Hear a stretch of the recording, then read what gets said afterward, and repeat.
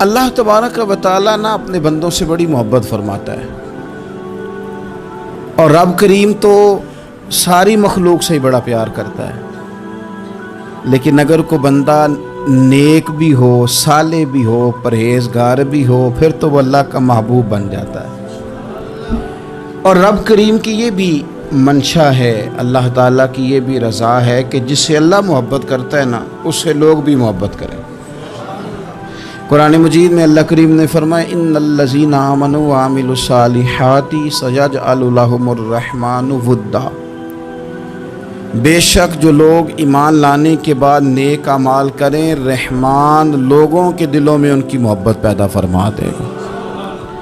صحیح بخاری اور صحیح مسلم میں حدیث ہے، نبی پاک علیہ السلام فرماتے ہیں جب اللہ تعالیٰ کسی بندے سے محبت کرتا ہے تو حضرت جبریل امین علیہ السلام کو بلاتا ہے، اور بلا کر کے فرماتے ہیں جبریل میں فلاں آدمی سے محبت کرتا ہوں، آسمان دنیا پہ اعلان کر دو کہ سارے لوگ اس سے محبت کریں۔ اور پھر فرماتے ہیں کہ اے جبریل امین علیہ السلام آپ دنیا میں لوگوں کے دلوں میں یہ بات ڈال دیں کہ اللہ فلاں آدمی سے پیار کرتا ہے، لہذا سارے اس سے محبت کرو۔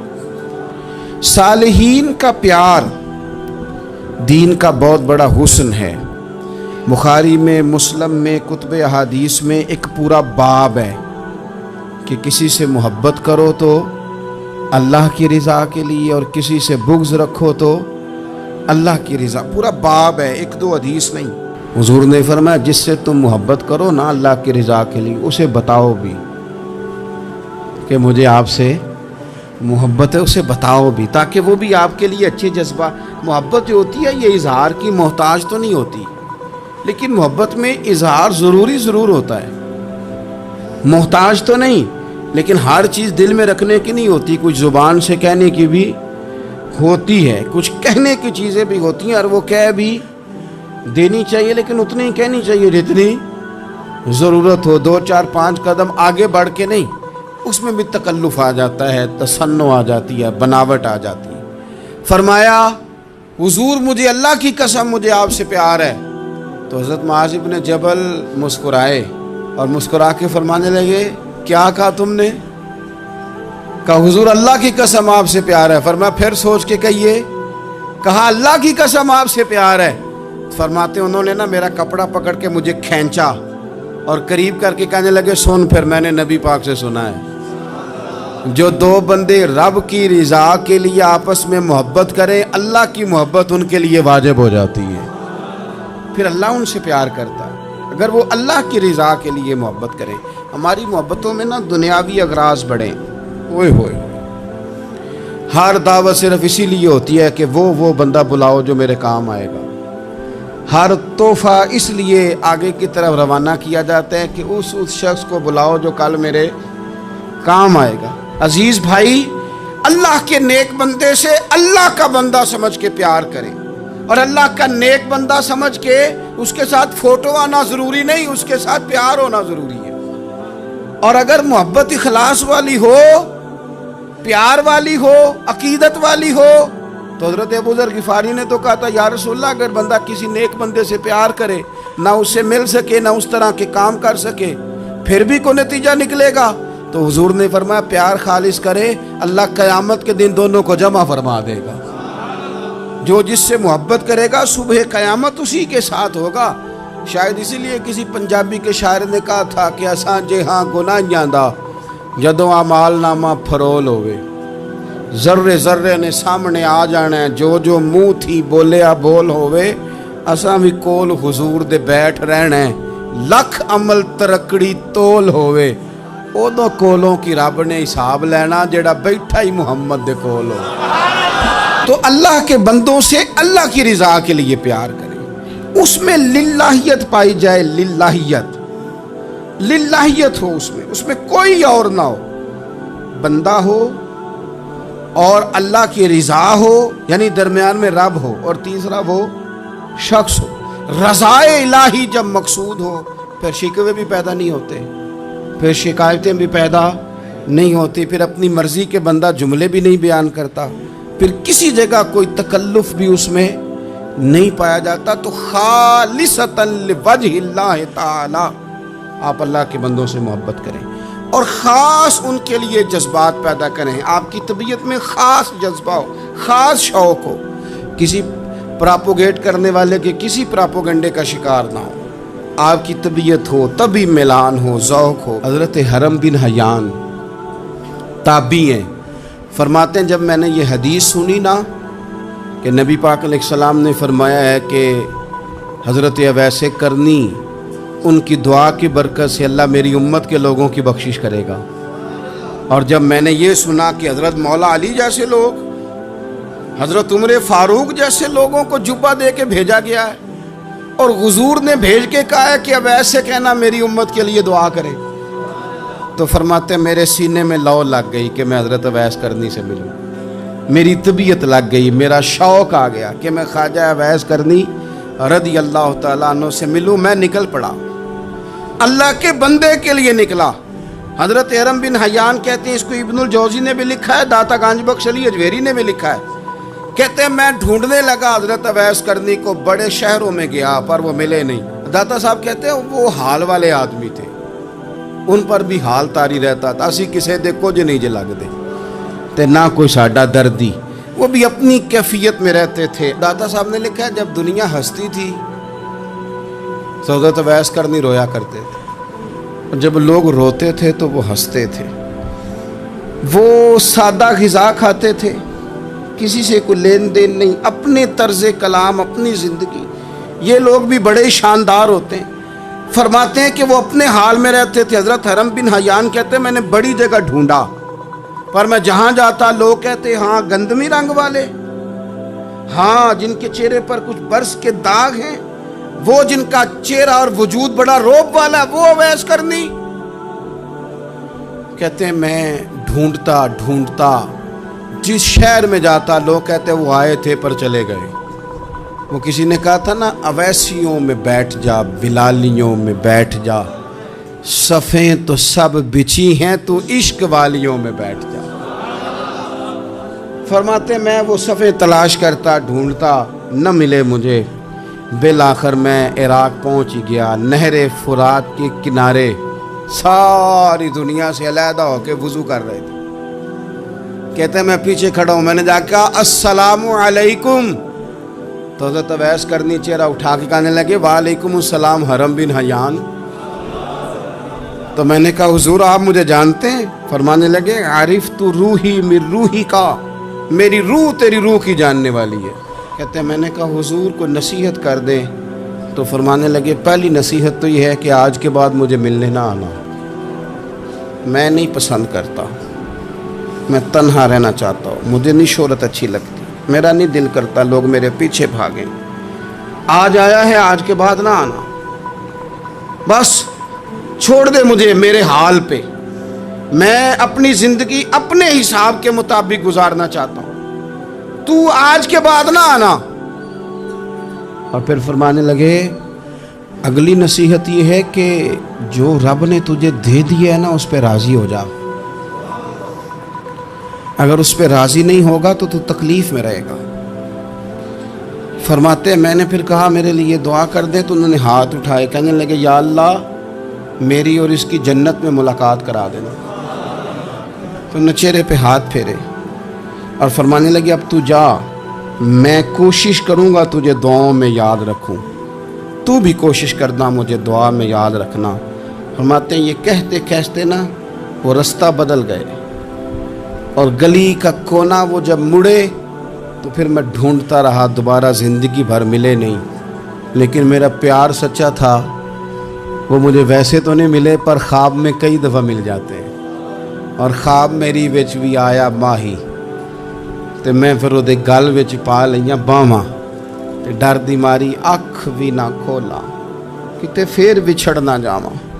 فرماتے مجھے محبت ہو گئی, خواب میں زیارت ہو جاتی. اب ہوتا یہ ہے کہ ہمارے زمانے میں کچھ لوگ تو بیچارے ویسے ہی بڑے بعض چیزوں سے آوازان ہیں, ان کی طبیعتیں ویسے ہی بڑی تلخ ہیں, بڑی ترش ہیں, وہ ویسے ہی ذرا دنیا سے ہٹ کے چلنا چاہتے ہیں, ان کا مزاج ہے. وہ کیا کرتے ہیں کہ وہ بدگمانیاں پیدا کرنا, सोसाइटी के अंदर बुरी सोचों का फ़रोग देना अपने लिए वो ज़रूरी समझते हैं और अपनी ज़िम्मेदारी समझते हैं। मैं अक्सर ये मिसाल दिया करता हूँ कि मोहब्बत भी अगर हम पैदा करना चाहें तो पैदा हो सकती है, और किसी की अदावत पैदा करना चाहें तो वो काम भी हो जाता है। बहू जाना चाह रही थी मेके, उसने अपने शौहर से या अपनी सास से कहा कि मुझे घर जाना है। तब एक पहलू तो ये है कि वो शाम को बेटा घर आया तो अम्मा कहती है कि पुत्र देख, बेटा नहीं चाह रहा था कि वो जाए, तो अम्मा उसको उसकी ज़हन साजी करती है, कहती बेटा देख, तू हर वक्त अपनी माँ के पास रहता है, बाप के पास रहता है, बहन भाइयों के पास रहता है, तो बेचारी अगर 6 माह के बाद 3 माह के बाद तकाजा करती है तो उसका भी तो दिल करता है ना अपने माँ बाप से मिलने। अब बच्चा नरम होता है, वो शौक़ से गाड़ी निकालता है, शौक़ से छोड़ने जाता है, उसके दिल में मोहब्बत फ़रोग पकड़ गई। एक पहलू ये है कि उसने मुतालबा किया बहू ने कि मुझे जाना है मेके, तो सास साहबा ने शाम को अपने बेटे से कहा कि कोई तरीका तो नहीं ना रोज़ जाने का, और जब ये वहाँ से होके आती है तो इसका लहजा ठीक नहीं रहता, फिर ये इसको गलत मशवरे मिलते हैं, तो पहले तो वो साहब वैसे ही लड़ाई शुरू कर देंगे कि जाना ही नहीं, और जब बात बड़ी बढ़ेगी तो वो जाएंगे तो साथ ये कहेंगे कि जाऊंगा ज़रूर पर दरवाजे पे छोड़ के आ जाऊंगा, मैंने अंदर क्यों कि ये भी किसी ने पीछे से उसको भरा है।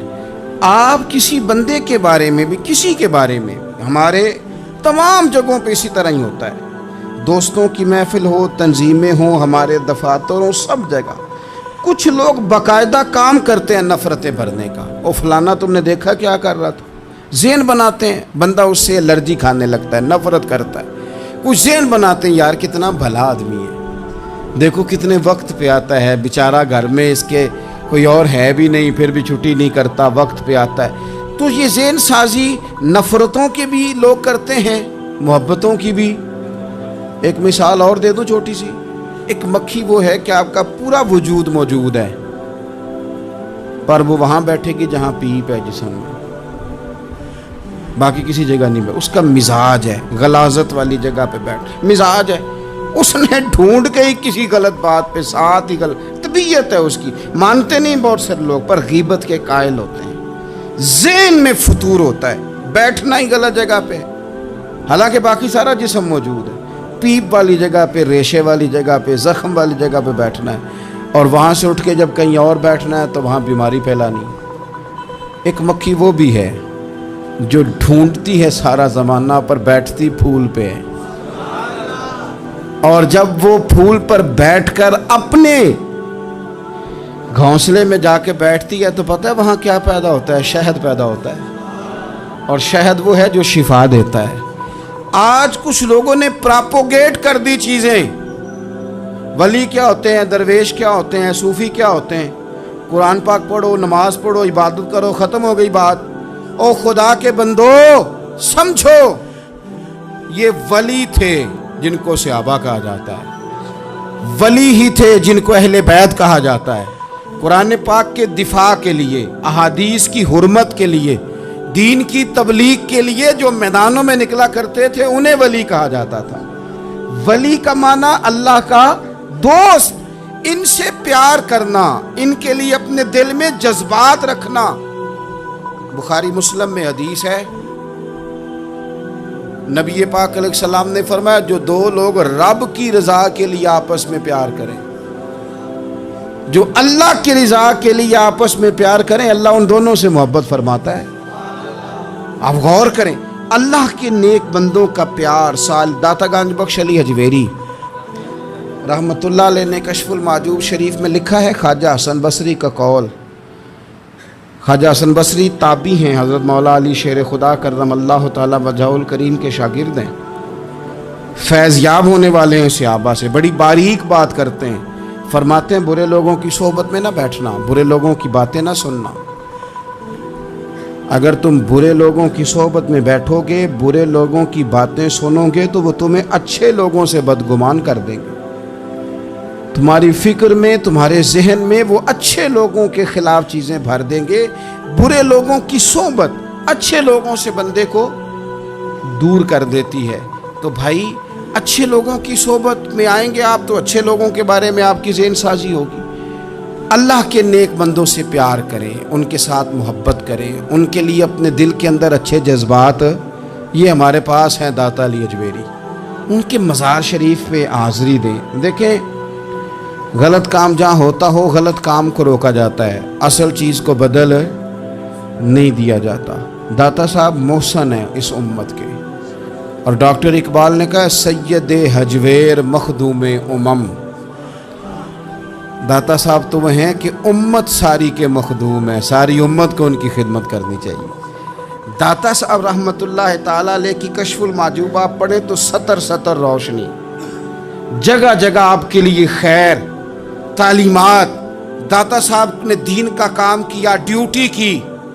عرس شریف پہ تو میں بھی نہیں جا پاتا، رش بڑا ہوتا ہے، خرافات بھی بعض جگہ پہ بڑی ہوتی ہیں، بعض ایسے کام ہوتے ہیں جو قطعاً نہیں ہونے چاہیے اور ان کی ہر فورم پہ مذمت ہونی چاہیے، پر ہمیں داتا صاحب کی حاضری تو نہیں نہ چھوڑنی چاہیے۔ ہمیں تو کوشش چلیں عرس سے پہلے یا عرس کے بعد، میری اپیل ہے ضرور جائیے گا، اور جا کے نا تو ضروری نہیں کہ آپ کوئی خاص دل کے اندر بات ہی لے کے جائیں۔ آپ داتا صاحب جا کر صرف اتنا کہیں کہ حضور آپ نے جو دین کی خدمت کی ہے، ہم تو اس خدمت پر آپ کو سلامی دینے آئے ہیں، ہم تو صرف سلام کرنے ہیں کہ آپ نے کمال نوکری کی دین کی۔ اپنے بزرگوں کے ساتھ اپنی عقیدت، اپنی ارادت، اپنی محبت، اپنا پیار مضبوط کریں، ان کے لیے اپنے دلوں کے اندر خیر کے جذبات ہمیشہ رکھیں۔ صحابہ کرام کے لیے، اہل بیت اطہار کے لیے، امام بخاری کے لیے، امام مسلم کے لیے، صوفیاء کے لیے، حضرت غوث پاک جیلانی کے لیے، خواجہ معین الدین اجمیری کے لیے، حضرت بہاؤالحق نقش بند بخاری کے لیے، حضرت سیدنا داتا علی اجمیری کے لیے، حضرت پیر سید مہر علی شاہ کے لیے، امام احمد رضا کے لیے، علیہم الرحمہ اچھے جذبات ہو، اچھا ذہن ہو، اچھا گمان ہو۔ آپ کی طبیعت چاہے کہ آپ ان لوگوں کی تعلیمات پڑھیں، جو طرز حیات انہوں نے اختیار کیا، اس طرز حیات پر ہم بھی عمل کریں، ہم بھی اپنی زندگی اسی طرح سنت اور شریعت کے مطابق گزاریں جو ان لوگوں کا نہج اور ان لوگوں کا طریقہ تھا۔ الترغیب و ترہیب میں نا ایک روایت موجود ہے، ایک تابعی بزرگ ہیں حضرت ابو ادریس خولانی رضی اللہ تعالیٰ، وہ کہتے ہیں میں دمشق کی جامع مسجد میں داخل ہوا تو میں نے دیکھا کہ ایک نوجوان، بالکل کالی داڑھی لیکن بڑے خوبصورت چمکتے ہوئے دانت ان کے، لوگ ارد گرد کافی سارے بیٹھے تھے، مختلف مسائل پہ بات کر رہے تھے۔ جب لوگ الجھ جاتے نا اور کسی مسئلے میں ان سے کام آگے نہ بڑھ پاتا تو وہ پھر اس نوجوان کی طرف رجوع کرتے اور وہ جوان دو چار باتوں میں فوراً مسئلہ حل کر دیتے۔ کہتے میں نے ایک شخص سے پوچھا یہ کون ہے اتنی نورانی شخصیت؟ تو کہتے ہیں مجھ سے کہنے لگے آپ نہیں جانتے، یہ تو صحابی رسول حضرت معاذ ابن جبل رضی اللہ تعالیٰ، یہ تو نبی پاک صلی اللہ علیہ وسلم کے صحابی حضرت معاذ بن جبل ہیں۔ کہتے ہیں میری طبیعت نہ لگ گئی ان کے ساتھ، میرا ان کے ساتھ دل کا لگاؤ ہو گیا، محبت ہو گئی، شوق ہو گیا۔ ہم نے چونکہ اولیاء کو، صوفیاء کو، صحابہ کو، اہل بیت کو اس طرح لوگوں کے سامنے پیش نہیں کیا، اس لیے ہمارے بچوں نے آئیڈیل بنایا ہے نئے دور کے فیشن کو۔ ہماری آنے والی قوم کسی امیر ترین شخص کو آئیڈیل بناتی ہے، پھر وہ سارے غلط ملت رستے اختیار کر کے وہاں تک جانا چاہتی ہے، وہاں جو آدمی کھڑا وہ کسی بھی صورت میں اپنے آپ کو فیمس کر کے دنیا کے سامنے لانا چاہتی ہے، چاہے انہیں کسی طرح کا بھی کوئی روپ دھارنا پڑے۔ یاد رکھ لیں اور سمجھ لیں اس بات کو، اگر ہم ان لوگوں کی سیرت کو، سوانے کو اپنے گھروں تک لے آئیں تو آپ یقین کریں کہ ہماری نسل کے بچنے کا بہت بڑا یہ ذریعہ بن جائے۔ اب جوان ہے یہ بھی، لیکن امت کے مسائل حل کر رہے ہیں۔ حضرت ابو ادریس خولانی کہتے ہیں مجھے ان کی یہ طبیعت دیکھی تو پیار ہو گیا ان سے، उस दिन तो रश बड़ा था, मैंने सोचा कि कल जल्दी आऊँगा और इनसे मुलाकात करूँगा। कहते हैं मैं अपनी तरफ से सबसे पहले मस्जिद में पहुँचा, लेकिन हज़रत मुआज़ इब्न जबल तो मुझसे पहले मस्जिद में मौजूद थे और वो नफल पढ़ रहे थे। फरमाते हैं जब वो फारिग हुए तो मैं उनके करीब गया और मैंने जाके कहा, हुजूर मुझे अल्लाह की कसम हो, मुझे आपसे मोहब्बत हो गई, अल्लाह की रज़ा के लिए आप मुझे अच्छे लगते हैं। अच्छे लोगों से प्यार करें, अच्छे लोगों की तर्ज इख्तियार करें, ज़हन को जितना मुस्बत कर सकते हैं, जितना मनफी ख्यालात से दूर कर सकते हैं उतना करें। अपनी इस्लाह उसी वक्त होगी जब आप किसी इस्लाह वाले के करीब बैठेंगे, अच्छे लोगों की संगत इख्तियार करेंगे, अच्छे लोगों की तरफ आप सफ़र करेंगे, फिर आप महसूस करेंगे कि बड़ी सारी आसानियाँ अल्लाह ताला ने हमारे लिए पैदा की हैं। रब ताला हमें समझने की तौफीक अता